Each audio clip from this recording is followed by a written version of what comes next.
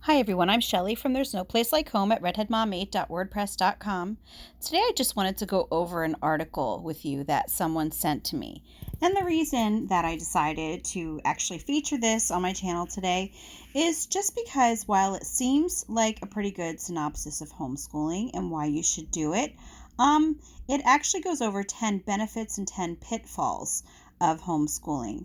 And what I found is that the 10 pitfalls really are homeschool myths that are perpetuated by people who have never really had any practical experience with homeschooling. So I just wanted to debunk the pitfalls that this author has written today because it's quite obvious that, at least to me, that she has never really had any actual experience with homeschooling because the pitfalls that she talks about really aren't the case. And the reason that this is important for me to go over is just because I am afraid that there are people who are going to see this article and that it might make some prospective homeschooling parents think twice about doing it because of these what she would call disadvantages, detractions. So first of all, she does talk about the benefits of homeschooling: efficiency, flexibility, scheduling, safety, warmth, and nurturing, expanded curriculum, accommodating special circumstances, accommodating special needs, continual learning for you, finding like-minded others, academic achievement. And so when you read those things, you think, okay, wow, this is a really good, objective piece on homeschooling.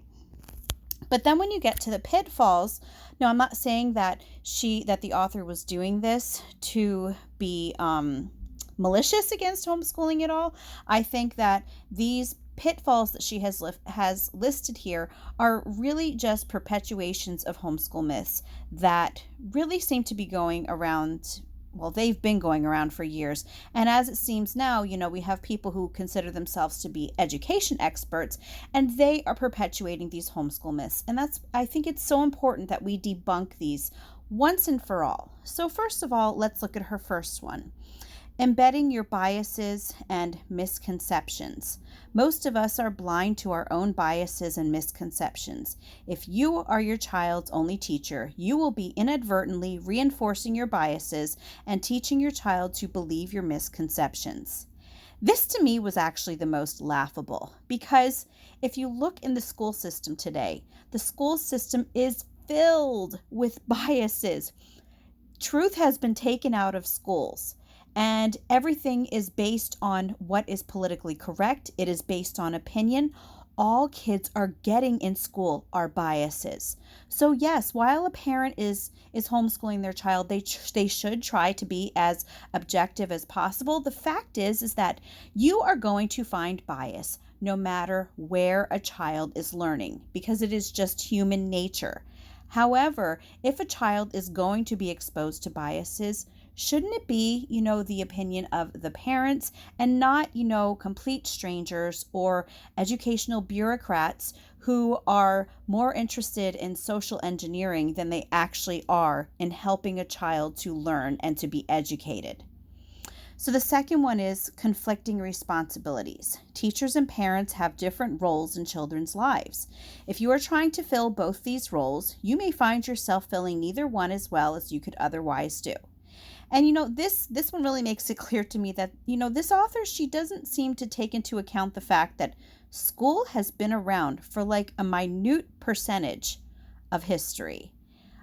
Parents have always been their kids' primary teachers, and it is only recently that role has been separated into teacher and parent and how they each have different roles to play in a child's life. That doesn't have to be the case. Being a parent is about teaching your child from the time that they are born. And if you are taking your role as parent, if you are taking that role seriously, and if you are not trying to turn off that parenting when you're homeschooling and then all of a sudden become a teacher, a lot of newer homeschooling parents do that. Maybe even some veterans do too.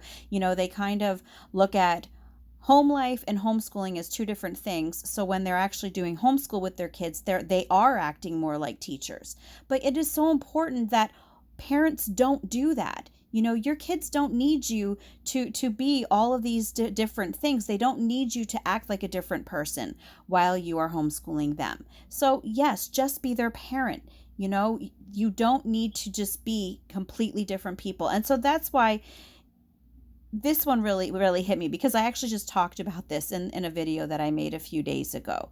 No, you don't have to have different roles. And this whole idea of teachers and parents in school, it's a new idea. So anyway, let's move on.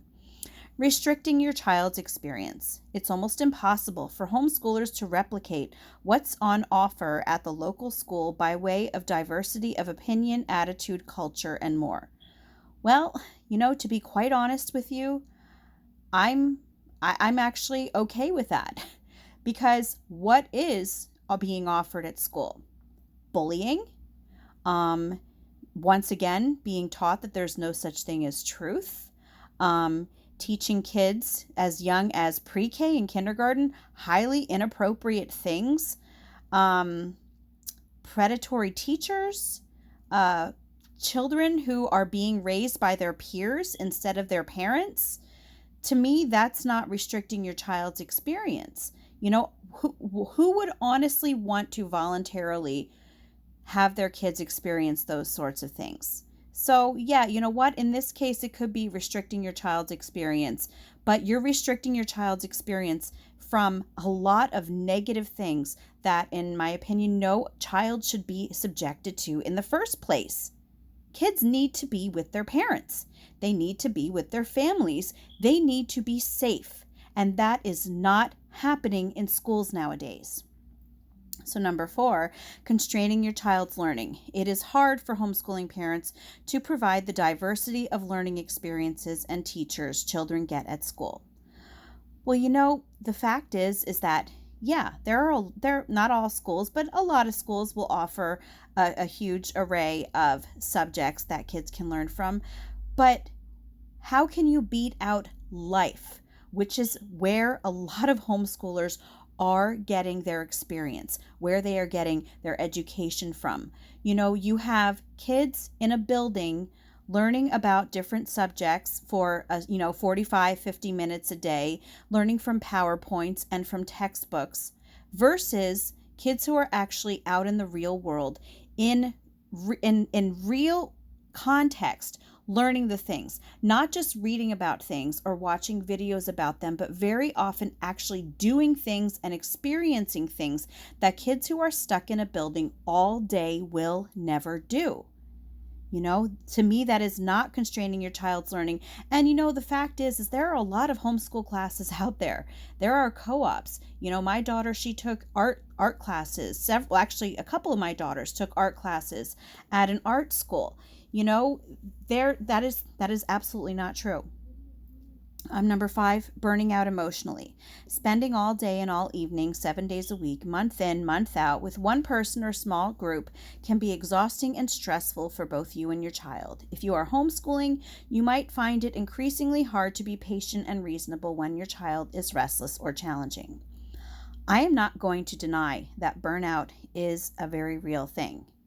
However, this author seems to think that the answer to burnout would be to put your child in school where someone else can raise them and someone else can deal with their behavioral problems. And no, that isn't the case. That is not the answer to burnout.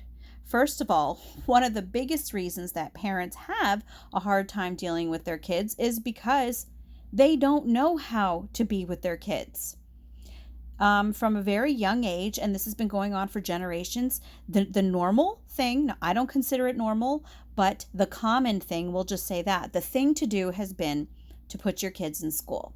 And then your kids are with strangers all day long for years and years and years, 12, 13 years, who are raising them, who are dealing with their behavioral problems, and parents are only getting their kids for a couple hours a day. If you factor in extracurricular activities, homework, after school programs, parents aren't with their kids enough anymore. They don't know how to deal with it when their kids start to maybe stress them out a little bit. No kids are perfect. No parents are perfect. And yes, everybody does need to have some downtime and some time to just relax. But the fact is that just because there are times when you feel burnt out does not in any way mean that you should just send your kids back to an institution that really caused most of the problem of parents not being able to deal with their own kids to begin with. So number 6, we have purchasing school supplies. You will need to continually find resources, books, and learning materials that would otherwise be supplied by your local school. Well, I'm finding more and more from what I hear from parents who are in school is that they are expected to buy a lot of the school supplies for their kids. And actually, when my own kids were in school, I was spending a lot of money, not just on school supplies, but I was spending money on fundraisers and class pictures. And so, you just have to weigh the differences. And you know what? This is kind of feeding into the idea that homeschooling has to be expensive, and it doesn't. You can homeschool practically for free. There is the library. Every community has a library. The library is free. And if you are resourceful and if you know how to do it, if you have the know-how, you can get most of your child's education accomplished just through the library alone. The library, life experience, taking them out with you day to day. You don't need to be spending hundreds and hundreds and thousands of dollars on school supplies every year. So that really, it isn't even an issue. Number 7, staying up to date with knowledge. Doing a good job of homeschooling your child means staying on top of every field of knowledge. It means continually updating your own knowledge and understanding so that you can teach your child or make sure the teachers or tutors you find are doing a good job. Well, I don't think that life learning is a bad thing. I think that all parents, all people, regardless of whether they're parents or not, all adults should continue to try to learn. Don't feel like you get everything that you need in school. So one of my favorite things of homeschooling my kids is the ability to learn alongside of my kids. And on top of that, you have the latest knowledge, so to speak, at your fingertips, with whether it's through the search engines. I recommend DuckDuckGo, but whether it's through search engines, and like it does mention here, there are tutors, there are teachers, and the fact is that they're kind of insinuating that the teachers and tutors who are in schools are more likely to be up on the things than those who are helping homeschoolers, and that just isn't the case. Getting a teaching degree and becoming a teacher in school does not automatically mean that you have the key to all knowledge and you know everything there is to know, and that there is never going to be anything that you lack experience on. It's not the case. Staying up to date with knowledge, that's not a bad thing, and having a child who is in school is no guarantee that their own teacher is going to be staying up to date with knowledge. Anyway, number 8, motivating your child's curiosity. Keeping your child's curiosity bubbling isn't always easy. Like their parents, some kids find it easier than others to stay intellectually engaged and enthusiastic. And this part of this is true. There are kids who are more likely to follow their own interests, more enthusiastically than others.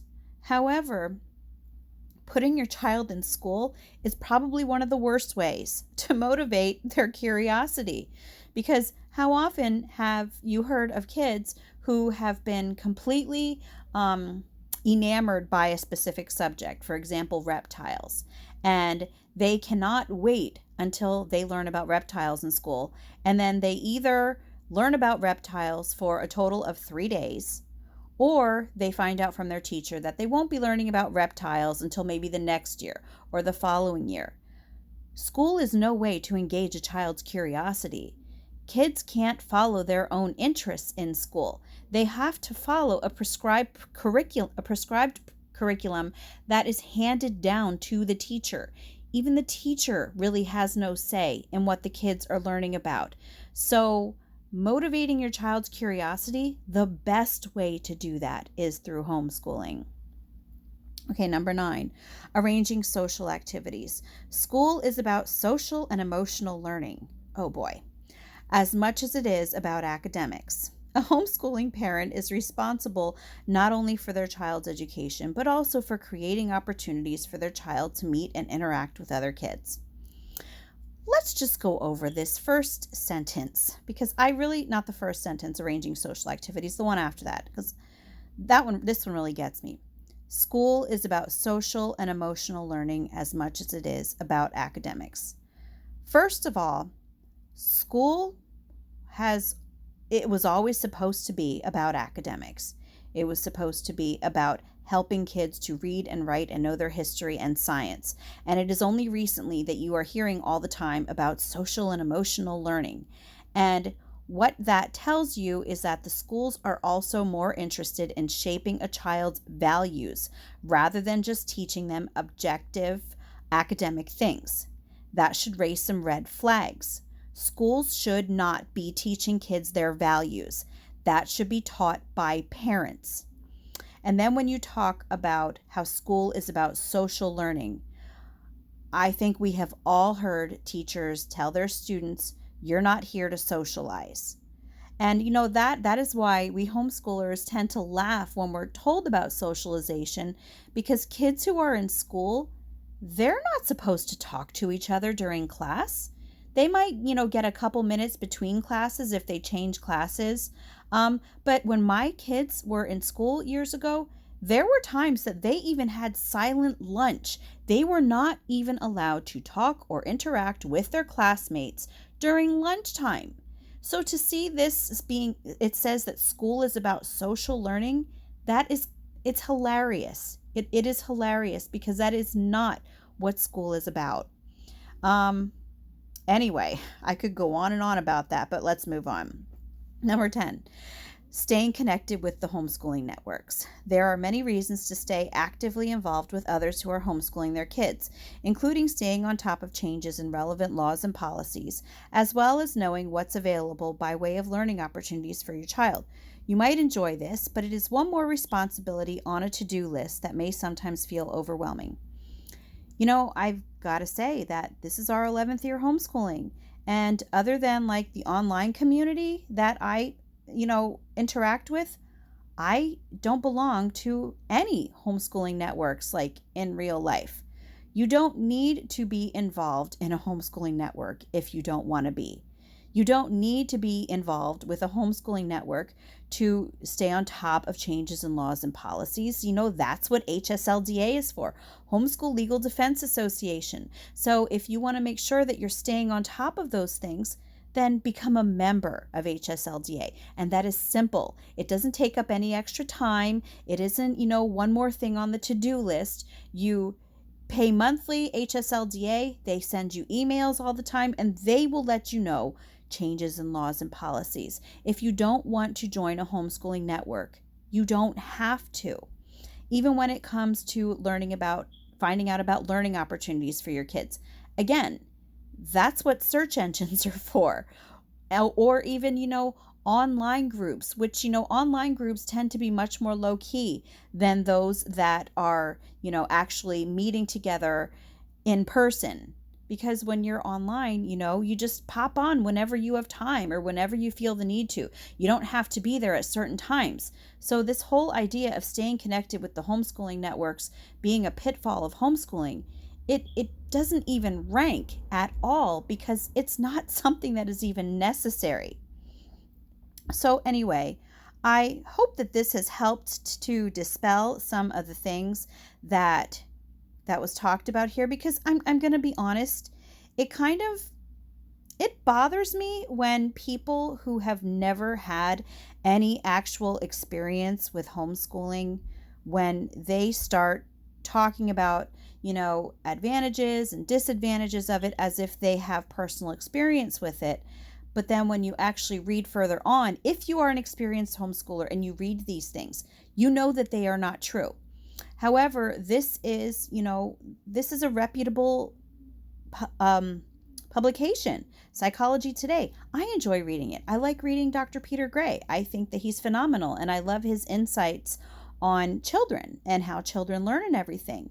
So when somebody who really doesn't know a whole lot about homeschooling but is thinking about doing it, when they see something like this that is misleading, you know, I think it's really important that someone who sees it and has a platform to be able to dispel these myths will come out and do something about it. And so that's what I did today. Anyway, that's all that I have for you today. If you like this video, give it a thumbs up. If you haven't subscribed yet and would like to hear more of what I have to say, I would love if you would do that. If you have any questions or comments, you can leave one over on Instagram because YouTube likes to disable my comments. And if you like my work and would like to check out my Patreon page and see what rewards I have for my patrons there, I will leave that link below. And before I forget, I just want to give a shout out to my Patreon patrons. I have been wanting to actually give shout outs to you by name for such a long time now, and I keep forgetting. I'm not going to forget today. So today I'm going to give a shout out to Rachel. And I just want to thank you so much for your support. And for each of my videos, I would like to give a shout out to a different patron. I'm only going to use your first names just so you don't get uncomfortable. But anyway, thank you. I appreciate all of you so much, and you have a great day.